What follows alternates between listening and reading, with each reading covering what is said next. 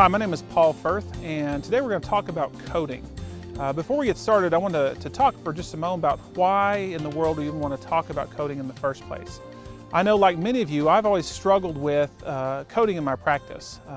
It's things as simple as I see a patient and I'm wondering, is this a level 3 or level 4? And things like that, in my mind, should be very simple to understand. I shouldn't have to struggle over, is this a 2 or is this a 3 or is this a 4? I think about when I practice medicine, I can go in and I can tell the difference between asthma and pneumonia. I can tell the difference between strep throat and ear infections. Why is it so hard sometimes for me to decide how to code these patients? I think a lot of it is based on fear, but some of it is actually based on just a lack of knowledge. The coding instruction I received when I was in residency and afterwards really did not do a very good job of teaching me the clear-cut, easy to understand rules of coding. And I've always really understood that it was hard to code, it's difficult to code, and we always had to be real worried about how we code, if we're coding too high or too low. What I hope to share with you today is that coding really is a very simple thing. There are very straightforward rules that we have to follow, and once you understand those rules, it's very simple to understand when you walk in and see a patient, is this a level 3, is this a level 4, or level 5?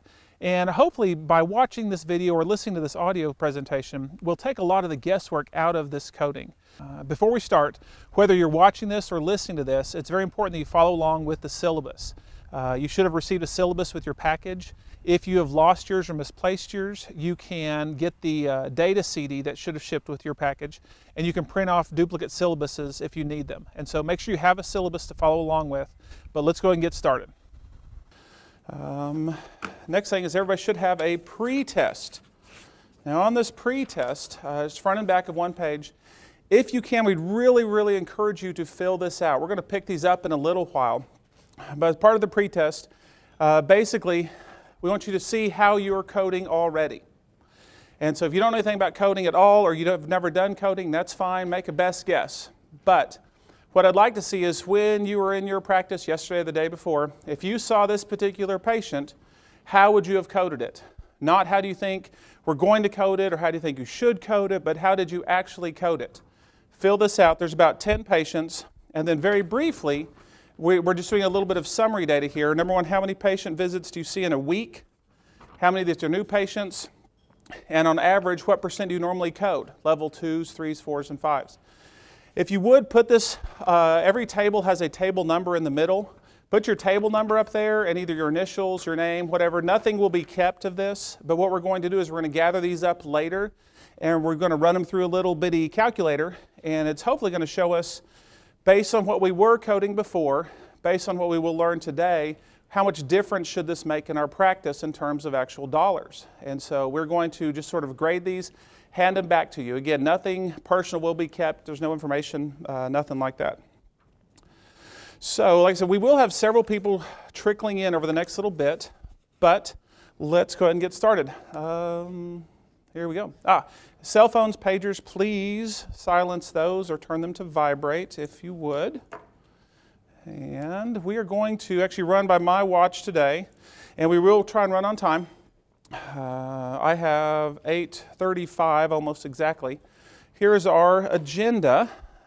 Basically, it's pretty close to the agenda. We always mix it up a little bit, but you should have this, yes. We're going to do outpatient E&M coding for about 2 hours, and we're going to take a 15-minute break. I would ask that during the break, we try to take our break. Try not to bombard me with questions if you don't mind, because I will be talking for 6 hours, and I need these little bitty breaks. Plus, a lot of times we have questions that more than one person has. After every break today, we're going to answer questions and answers. And David, I may get you to start handing out those 3x5 cards. I forgot about that. On everybody's table, we're going to have some 3x5 cards. We have a fairly large group, 63, 64 today. And when we have a group that large, typically it's harder to answer all the questions and answers if we raise our hands and talk. But what we will do is, as you have questions come up, write them down on these 3x5 cards. After every break, we will pick them up. At the beginning of every break, or the beginning of the next session after every break, we will talk about questions and answers. And if it takes us 5 minutes or 15 or 20 minutes, we will try and get through them all. Now, sometimes I may answer one and say, we're not going to answer that today because that's not really what we're talking about. I'll talk to you after the conference. That's fine. Sometimes I may say we're going to do this after lunch and we'll put it off. But this way we can get through 20, 30, 40 questions at a time much quicker with a group this size. We will have a break from 10:30 to 10:45. When we come back, what we're going to do is what we call Outpatient E&M Coding Part 2. Basically, the whole morning we're going to spend looking at examples and practicing how do we recognize patients, code, and document for patients. We're going to do 2 hours at first and a break. If you need to get up, move around, go get more coffee, whatever, that's fine. It's not going to hurt my feelings. Then we're going to go an hour and 45 minutes from 10:45 to 12:30. At 12:30, we'll have a lunch break for an hour, and I think lunch is going to be in this room or right outside of here. We're going to have lunch break for an hour. At 1:30, we're going to come back, and we're going to talk about some advanced coding issues. And what we'll see later is there's not really things such as advanced coding, but it may be some things that you haven't thought of before. We're going to do that for an hour and 15 minutes till 2:45. From 2:45 to 3, we'll take our last break. We'll come back and do questions and answers. And then in the last hour from 3 to 4, we're going to talk about some workflow issues. Now that we've learned about coding and documentation, what are some things we can put into our practice to make our lives better? And we'll talk about that at length after the last break. So let's get started. Today, we're going to basically talk about 3 things. Number 1, we're going to try to improve our knowledge of coding guidelines. And that kind of goes without saying. We want you to sort of be an expert at coding. We're going to talk a few minutes on coding laws. And then we're also going to learn how to apply these things to our aspect of documentation. First thing we're going to do is we're going to take about 5 minutes, and at everybody's table, we're about to get into our first test. Finish the pre-test if you can, and if not, we'll give you more time in a little bit. But at your table, we need you to figure out what is everybody's name. First names are good enough. Where they're from, what is your specialty, and we're going to see who has the best story. What is one interesting thing about somebody at your table? Now, there is a point to this exercise, and hopefully you didn't sit with everybody that you already know, but I'm sure most of you did. But we're going to learn everybody at our table because we're going to do several table group exercises as we go through the day, and this is how we get started. So when we get, and I will tell you, I'm going to walk around and figure out whose names are whose, so if you don't know it, you're going to flunk. So let's get started with that. Several things we're going to talk about today have to do with business and finances and, of course, documentation and coding. And what you'll find is that most of us are in sort of a unique spot. If we think about a lot of our colleagues, most of our colleagues would not give up a Saturday to come talk about coding and documentation and billing and things. And because most of our colleagues have no interest in that. One of my best friends through medical school, we started practice together back in '98. He was a family medicine doctor, I was a pediatrician. We weren't really together, but we were in the same building. And almost every day, I'd be excited about, well, how can we do this better? What can we do here? How can we make this work? And almost every day, he'd say, oh, I wish I was a fireman. Because he hated running business. He had no interest in that, and he just wanted a salary, go home. And there are lots of people that practice medicine like that, and there's nothing wrong with that. But most of us here are a little bit different in that we're trying to do things not just in good medicine, but good from a business point of view. Finding other people like you is very helpful. We're going to talk about, hopefully, a lot of good ideas that I've come across in the last 8 years of doing this talk. And I'll tell you, 3 or 4 of them were mine, and 30 or 40 of them were not. And so everybody here is going to have at least 1 or 2 good ideas that'll work for most people. And so if we can learn to sort of build those relationships with people that are like-minded that we are, that's going to make a big difference. So we talked about who you are. The next thing we're going to talk about 4 minutes. We have a 4-minute song on why are you here. Number 1, why are you giving up your Saturday to spend 7.5 hours talking about coding? So let's talk about the reasons or what we hope to get out of this talk. And we're going to start from the back of the room and try and get 5 or 6 of those reasons, 1 from each table. And then hopefully we'll talk more about why that is. So 4 minutes. Give me 1 reason why you guys are here. Anybody? We don't want to go to jail. Okay. I will do my best. Okay. Yes? Don't leave money on the table. We don't want to leave any money on the table. That's a good one. What about back here? 1 reason why we're here. We don't want to be fined. We don't want to be fined. Okay, we want to keep our money and get our money and not go to jail. Okay, I see a theme here. Up here, anybody? Independent practices want to stay live. You want not get audited? You want to survive an audit? Okay. I was audited too, and we'll talk about that. Over here. One good reason. To be able to charge fairly. I like that. Okay, how to write the notes for what reason? For documentation and coding. Okay, that's it. And we're actually have a lot of practice with that today, up here. How do we justify a 99215? Okay, we just never do one, right? That's the rule. Okay, how do we be fair to ourselves, to our patients, to the insurance companies, to everybody? Okay, because we shouldn't steal money, nor should we have to work for free. I don't think either. Okay, to be a resource for other physicians, so we can talk to our friends, see how they're doing. And up here, any other reasons that haven't been covered already? We're just confused. All right. Okay, you are among friends. So, we've talked about why we're here. What do we like about medicine? Anybody? I mean, we're not going to go around the room again, but what are things you like about medicine in general? Anybody? Making people better. Okay, that's a very good one. What else? The challenge. We'll say the intellectual challenge maybe of doing medicine. Why else? Okay, education, learning, both learning for ourselves. I love to teach. I'm a pediatrician. Most of you that do pediatrics know it's not about stamping out disease, one ear infection at a time. It's really more about education. That's why I do this. I like to teach. Why else do we do medicine? What's that? Okay. But the number one reason is because we like writing notes, right? How come nobody said, I love medicine because I get to write notes all day long? Writing notes are what we hate. Just think what it would be like in a world if you could go see a patient and then go to the next patient and never have to write a note. You'd remember everything you said, everything you did. You wouldn't forget. Nobody would want to see your notes. You could just do medicine. I mean, that would be awesome. Most of us would love that. But we have to write notes.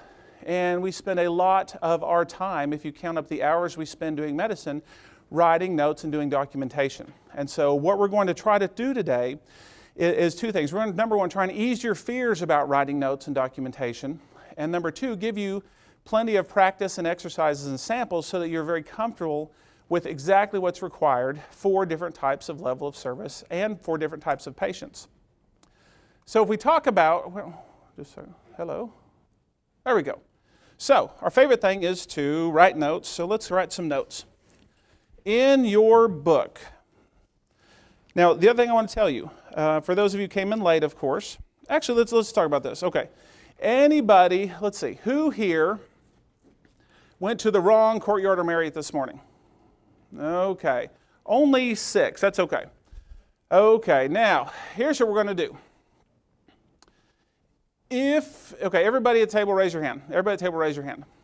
Okay. Now, if you're looking around at your table, look at the person who is most likely to still go to the wrong Courtyard or Marriott and point at him right now. Point. Okay, this is your table leader. Okay, this is the leader of your table. So when we have discussions coming up, we will use these people to help us voice our concerns. So in your books, we are going to write 2 notes very quickly.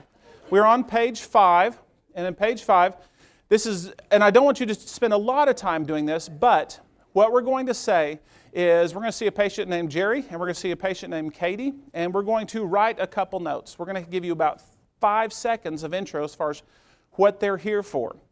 I want you to imagine, if you will, that you saw them as a patient, and you write the note for that particular kind of patient. Now, how many here are pediatricians or pediatric practices? Okay, family medicine, internal medicine. Okay, by far we have more family medicine people, about 50%, about 30% internists, and about 15-20% pediatricians. What we're going to talk about today is not specific to any of them. We have about 6 or 7 sample patients we're going to talk about all day long. 5 of them are adults and 2 of them are pediatrics, but it doesn't matter because everything that everybody has today can apply to any type of practice. And so I want to encourage you, like Jerry is about 70 years old. If you're a pediatrician, use your imagination, okay? But let's watch and see what Jerry says. Well, I've been coughing a lot, and last night I was running a fever up over about 102. Okay. Jerry, come in. You saw him. You did whatever you normally do. Write a note like would be in your chart. I'm going to give you about 2 minutes. That should be enough time to write this note. Established patient, let's say. You've known Jerry for 10 years. Go. Yeah, we'll do history, physical, assessment, plan, diagnose, whatever you would normally do. Okay? And you could cheat through some of it and just put, patient is here for complaints of. But whatever you would normally do in a note, go ahead and put that in, because that's what we're practicing at. We're getting a starting point here. The other thing is, especially for people that came in late, in the front of your book, you should have a pretest. In about 15 minutes, we're going to gather up those pretests. So when you get done with this, keep working on your pretest. No, yeah, this is all you get out of Jerry. Make up the history, the physical. Yeah, he came in for fever for 2 days, sore throat and coughing. I told you you'd have to use your imagination. Okay, and just because you're an internist doesn't mean this problem list is diabetes and hypertension and COPD and CHF. That's okay. There's nothing complicated here. Okay, let's see Katie, see what she has to say. Any problems, any side effects, anything like that going on? Ever since I've started on this new medicine, I can't hardly eat lunch at all. Okay. Katie's here for follow-up of chronic problem, whatever problem you want, doesn't matter to me. Having some side effects on her medicine. Write that note. We got 2 more minutes. Okay, when you are done, everybody, pass your books to the right. That's right. Feels like 3rd grade. Trade papers and grade them, okay? What we're going to do is we're going to trade papers and grade them. So when you get done, everybody pass your paper to the right, and for the people in the front, that'll have to go all the way around to the right. What I want you to do, now that you are no longer a provider, you're no longer doing documentation, now you are an auditor. What I want you to do, and this should not be hard for most of us, I want you to look and see what level of service this is. And we should have a slide here. I'm going to put this up. If some people use this slide to do their documentation coding, I'm not going to go over it. But if you want this, this is fine. How much history, physical decision making, you need 2 out of 3, blah, blah, blah. But regardless of what that slide says, everybody grade the notes that they've just been handed. And at the top of the page, in your best guess, I want you to put this note is a 99212, 3, 4, or 5, based on the note. Okay? And you can talk about this at your table if you want. That's fine. We've got it. We're going to take about 1 minute because that's all the time you have. So 1 minute, grade the note.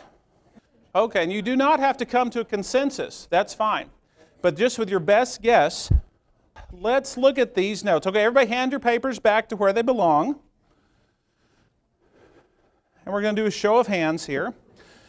Now what I want to see is when the auditor graded your note, how many here said it was a 99212?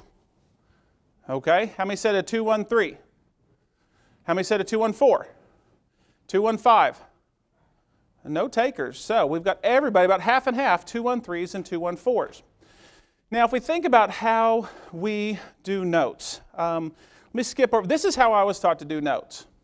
You look and see, how much history do I have? How much physical do I have? How much decision making do I have? If I have 2 out of 3, then that makes it a level 2, 3, 4, or 5. And if you're an auditor, that's fine. That's how auditors do business. That's what they do.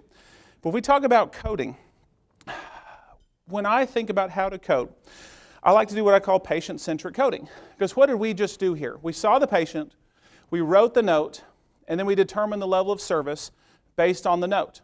And if you are not a physician or nurse practitioner or PA, that's reasonable. There's nothing wrong with that.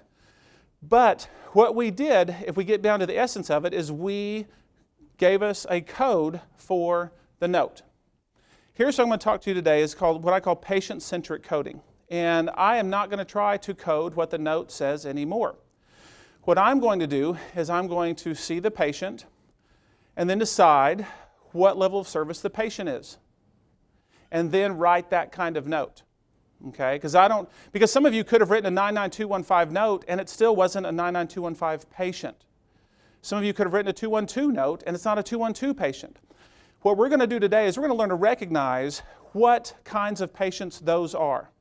And once we figure out what kinds of patients those are, we will then write a note to make sure we satisfy the requirements. If I walk in a room and I say, oh, that's a 99214, I leave the room and I write a 99214 note.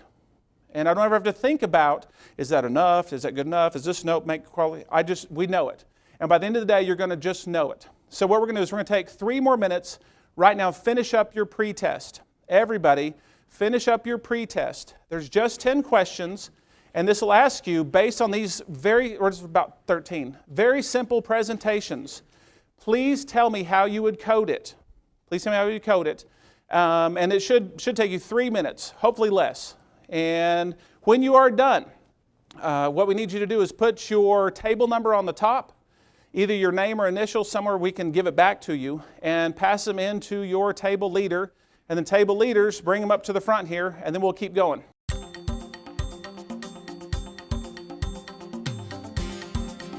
Next thing, let's talk about outpatient E&M visits. These 2 patients that we just saw, and again, we still have a few more pre-tests. We'll send Dave around to gather them up. These 2 patients we just saw. Both of these patients, most of the time, should have been level 4 visits based on the type of patient they are, not based on the type of note we have written. So let's talk about how do we get to that point where we know what patients are. This is what I was taught in medical school. This is how you code.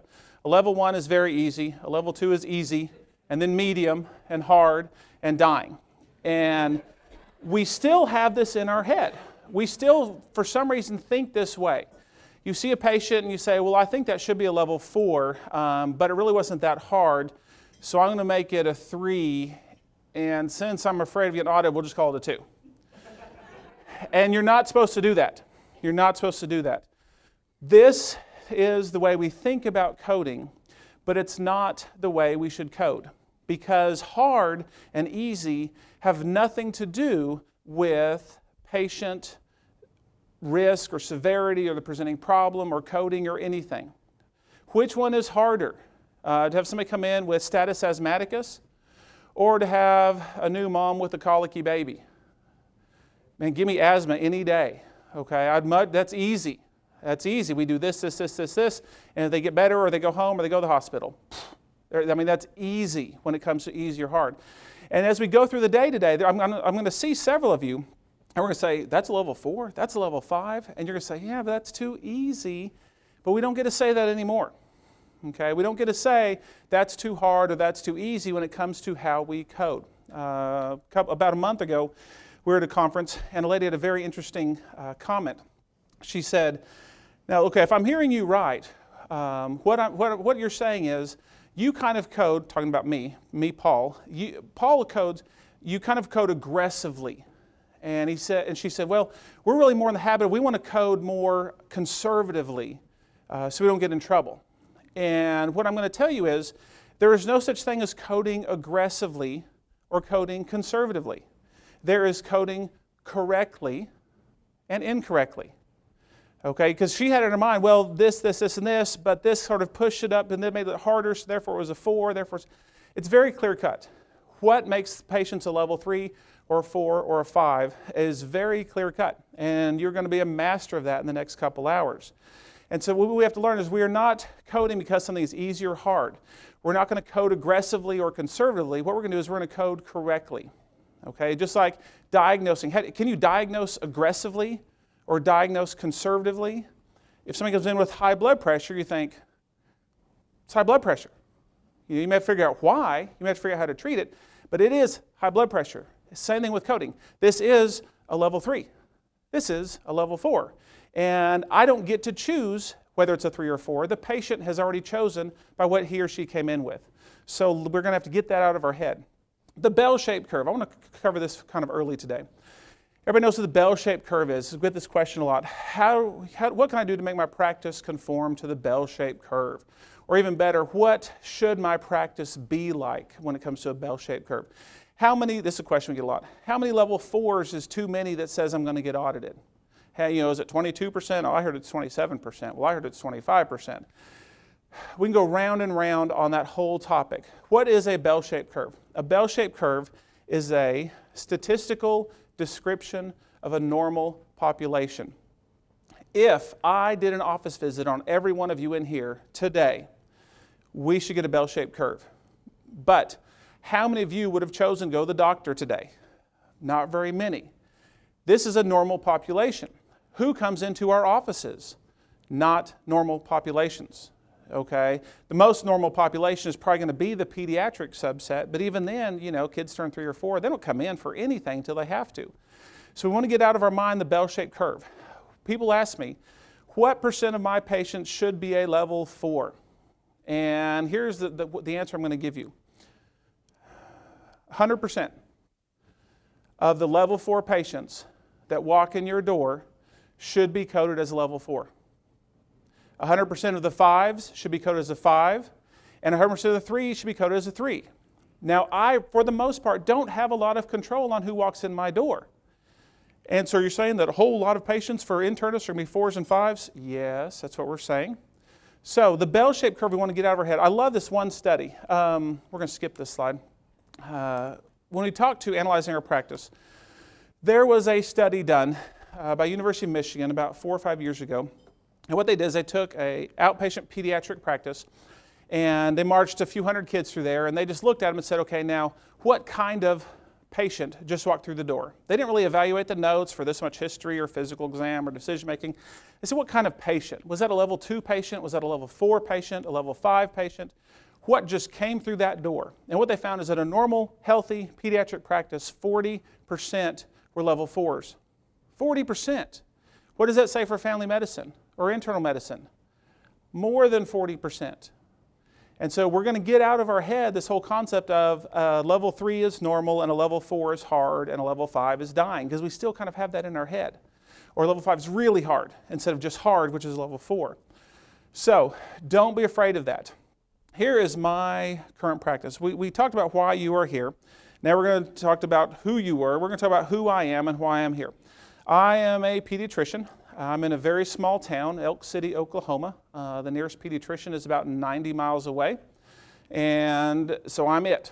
And I have right now 2 nurse practitioners and 1 physician's assistant that works with me because I'm busy. And right now I work about 3 days a week seeing patients. I spend 2 days a week on other educational type activities. And so that is my practice. I don't have a lot of CLIA-waived lab. I have only CLIA-waived lab, I should say. I don't have any x-rays. I don't have any expensive procedures. I don't have any magic, wonderful technique that's going to make you $50,000 a year. Basically, my money comes from seeing patients, office visits and seeing patients. And right now, we have about 3/4 of our patients have Medicaid, which basically government payer. And most of you know that whether it's Medicaid or Medicare, there are not the best payers in the world. There are some advantages because you kind of get paid quickly if you are going to get paid, but sometimes you don't get paid. There's nothing you can do about it. But that's my practice. When I started doing this talk, we moved to this small town, and my hospital CEO came to me and he said, Paul, I want you to come and, well, actually, at that time, Medicaid in Oklahoma just took a big pay cut. They took a big pay cut, and he came to me and said, Paul, how are you going to make it? I said, what do you mean? He said, well, Medicaid just took a big pay cut. I know most of your payers are Medicaid, and how are you going to make it financially? And I said, well, I'm fine. Don't worry about it. And he said, no, really. And I told him I'm fine. And he asked some more questions. I said, well, here's what we're doing. Here's what we're making. And he looked at me, and he had a funny look. He said, well, if you're making that much money, he said, you're making more than our surgeons are making here. And I said, really? Cool.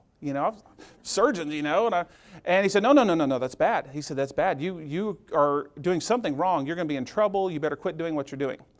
And I said, no, I think we're doing things okay. And so I still was sort of under the umbrella of the hospital because they had helped hire me. And they sent an auditor out and they looked at my charts and they said, yeah, you're doing all these things right, but the problem is you're still coding wrong. You're coding too low. And so who's got free chairs at their table? Anybody got a free chair at the table? Yeah, there's several there. And so he said, you're still coding wrong. So I talked to him about this. He said, Paul, here's what you need to do. I've been in town all of about 3 years. He said, I want you to come and do a little talk for all the doctors here in town, tell them what they're doing wrong. And I said, no, I'm not that stupid. I'm stupid, but I'm not that stupid. Where the doctor has been 3 years out of residency is going to come tell anybody what they're doing wrong. And after another year or two, he sort of talked me into it. And this whole seminar has sort of grown from then. We've been doing this about 8 years, almost 9 years now. And thankfully, I've grown since then, and I've learned a lot more things. Some things I was doing incorrectly, some things I was doing correctly. But what we're going to talk about today is formalizing our systems. Because when we see patients, and whenever I hired a new nurse practitioner or a new PA, I want them to code exactly the way they're supposed to code. Because most of the time, and when I talk to physicians, I say, well, is this a level 4 or 5? And they'll look at it and they'll say, and it's sort of fuzzy. We don't really kind of know what makes it a 3 or 4 or 5. And we try to figure it out, but for some reason we have trouble internalizing those rules. And we're going to really, really learn those rules today and know exactly what they mean. So, when it comes to coding, one of the first things we talked about with our little group discussions is we don't want to go to jail, right? Because what does the law say? Well, the law says if you code for goods or services that weren't done, it's punishable by jail time and or penalties. And we all know that whole thing about paying back 3 times as much as what you had in the first place and all that kind of stuff. And the problem is none of us want to do that. None of us want to pay back 3 times anything. And so we're so afraid of fraud that we don't code as high as we should because we're afraid. And it's sort of the same thing as if you are going to put your patient on a blood pressure medicine, I'm not going to give them the right dose because they might have a side effect. Okay? I'm just going to get their blood pressure down to about 140s, over 90s, and no side effects, that'll be good enough. And we don't do that. We try something else. We try something else. We do what we can to get our patients treated. And the same thing with coding and documentation. We don't want to halfway code. We want to code correctly. But what about this whole fraud thing? Let me tell you, who here has ever been a target of an audit? Anybody? Okay, a handful of us. I've been audited several times. Oklahoma Medicaid every year sends a letter out that says we're doing our yearly routine audits and we want to audit 10 of your charts. Okay, 10 charts. Every year they kind of go through town. Everybody in town has the same letter. No big deal. Well, about 7 years ago, I got a letter. I said, Dear Dr. Firth, we'd like to audit some of your charts, routine audit. Here's the list of what we want to see. 130 charts. And so I said, what's this about? Oh, it's routine audit. Don't worry about it. So I sent him 130 charts. Never heard back. A year later, I got a letter. And they said, Dear Dr. Firth, we want to audit more of your charts. I said, well, how'd the first one turn out? It's fine. Don't worry about it. No problems. Okay, what do you want to see now? 441 charts. Okay. And so they said, and I wasn't, stupid. I've done coding. I've been doing this talk with the University of Oklahoma. And so I sent in my 441 charts. I had my billing person. I said, okay, tell me everything we billed for. I'm going to look at the note. Yep, those match. Okay, tell me everything. We did that for 441 charts. We sent them in. And we didn't hear back. 4 months later, we called them and said, hey, how's that audit? It's fine. Don't worry about it. So about 8 months later, we got a letter back. Dr. Firth, we have found fault with 437 of your 441 charts, okay, which is 99% if you can do that math. So 90%, and I thought, oh no, I've heard horror stories about this. Now if they find fault with that, then they go back for this number of years and extrapolate it backwards and get all this stuff. And so I got scared. I called a lawyer. The lawyer, here's what happens if you want to appeal this. I sent in a letter with every one of these charts. It said, Dear Medicaid, I coded this level 4 and here's why. Here's what the coding book says. I sent all those in. 441 letters, that's that many. I sent those in. And they sent me a letter back within 2 weeks. Dear Dr. Firth, we've reviewed all of your documentation. Our original finding stands. Okay, so I called the lawyer and I said, I want to appeal this. And here's what happens when you appeal. You don't get to go talk to anybody. When you appeal this, you send a letter in that says, I'm requesting an appeal. And then here's what they did. They sent around all of my charts and all of my letters to 5 members of the community, 5 doctors in the community, not my community, their community, who also take Medicaid. And they sent them all around to 5 different places. Within 2 weeks, we got a letter back that said, "Dear Dr. Firth, we have sent this around to 5 of your peers, and they all agree with all of our findings." Okay, rubber stamp, there you go. And so I told Lori, I said, "Doc, I want to appeal this." And she said, there is nothing left to appeal. That you're done. You know, and what? And so let me ask you this. Guess how much I had to pay back? Medicaid rates, 437 charts. $7,000. And you're thinking, well, that's not right, because this much. Well, here's what happened. On my audit, every time it says, you charge level 4, we're saying it's level 2, here's how much you owe us, and here's the reason why. On all of those, the reason why was a little 2-letter phrase that said ID. It didn't say FR for fraud. I didn't have to pay back the whole thing plus 3 times penalty. It said insufficient documentation. Okay, what does that mean? That means I had to pay back the difference between a level 4 and a level 2 because I had insufficient documentation, not fraud. What that means is that I charged a level 4, and they looked at it and they said, yes, this patient sure could have been a level 4, you just didn't give us enough paperwork, which means I only had to pay back the difference. And that wrapped up about 3 years ago, and I have not been audited since, surprisingly enough. I had not had to go back and pay anything old. They didn't go retroactively get anything. Because what they said is I was guilty of insufficient documentation. If I'd had to pay back all the money plus 3 times in penalties, that would have been $250,000, not 7. Okay? I make more than $7,000 more per month than my colleagues. And so I could pay back 7. I couldn't pay back $250. I don't even know where to start on that. And so here's what I'm going to tell you is, don't worry about fraud.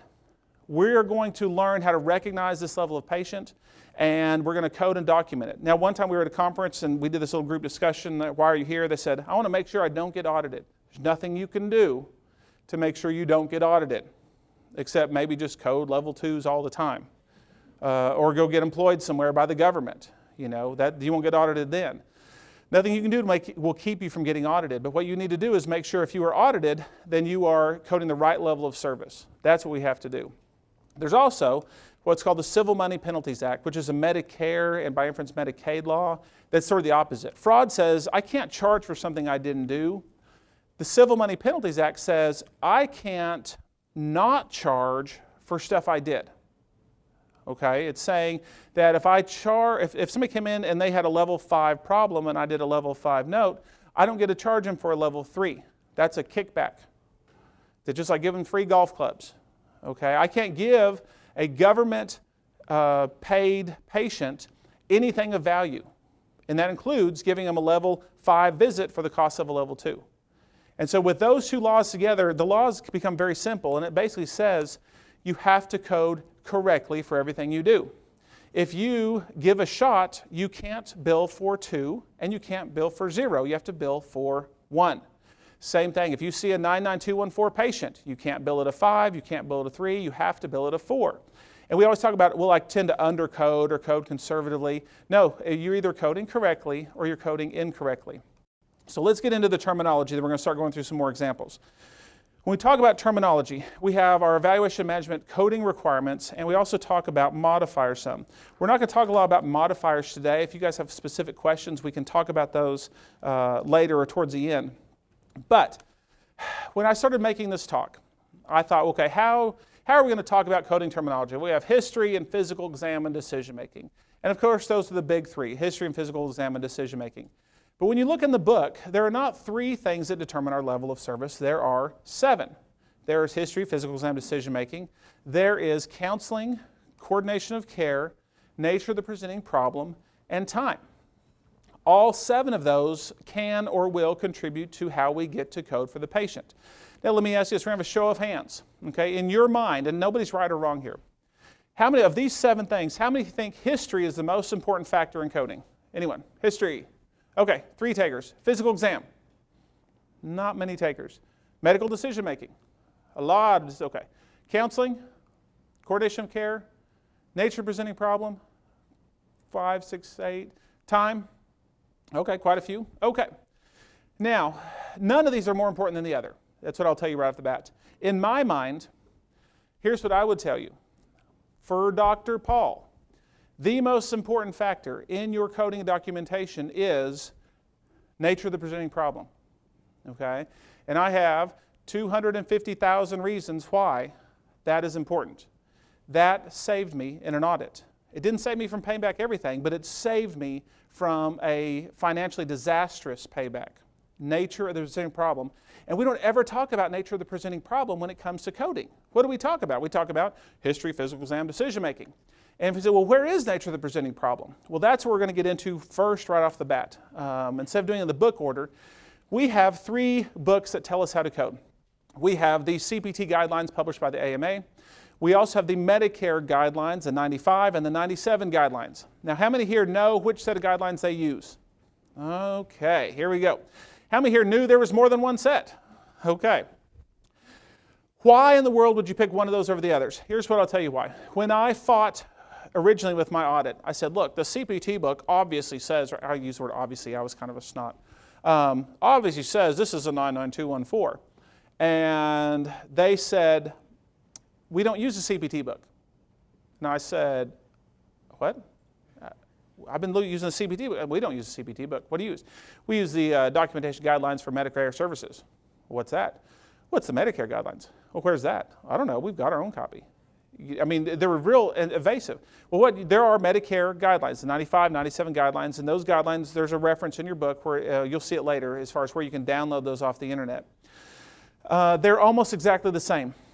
The 95 guidelines are almost exactly the same as the CPT guidelines, with the exception of one little thing, which is risk, which is the nature of the presenting problem. This is actually one time where the government says, hey, look, let me show you what a level 4 patient looks like instead of what a level 4 note looks like. And you can use any one of these you want. Here's what I would tell you. Use the 95 guidelines because it'll cover you for Medicare, Medicaid, it'll cover you for private insurance, and it's more permissive than the 97 guidelines, which are a little harder. And we'll talk about the specifics of that later.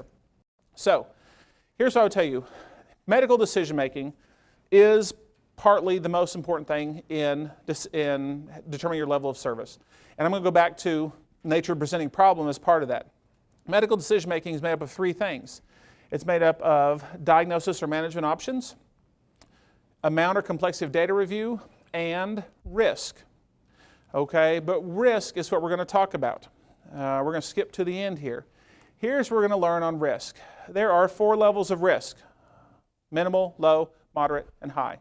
And here's what you're going to learn. Those basically correspond to a level 2, level 3, 4, and 5 patient. So, if we want to learn low, moderate, and high as level 3, 4, and 5 risk, here's how we do it. And this is straight from the Medicare guidelines. Low risk is 2 minor or self-limited problems. What is a minor or self-limited problem? By its very nature is something you don't do anything about. 1 minor or self-limited problem is a level 2. And that includes telling them to take Tylenol, telling them to soak it, telling them to elevate it, telling them to wrap it. If you tell them to do something about it, then it's not a minor problem. Okay? But if they have 2 minor problems, that's a level 3 risk. If they have 1 stable chronic illness, that is a level 3 patient. If they have an acute, uncomplicated illness or injury, that's a 3. If they have certain types of tests like spirometry, if you tell somebody to take over-the-counter medicines, that almost always